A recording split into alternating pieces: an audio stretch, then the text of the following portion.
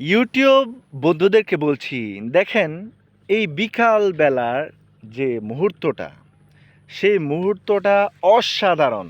মানে বিশ্বাস কিভাবে করায় জানি না। তবে দেখেন অবস্থাটা কত সুন্দর, প্রকৃতি আকাশের সেই লাল দাগিমাগুলা কত সুন্দর করে সাজিয়ে গুজিয়ে আছে। এটা হলো আপনার বাড়ি অঞ্চল, শহর অঞ্চল।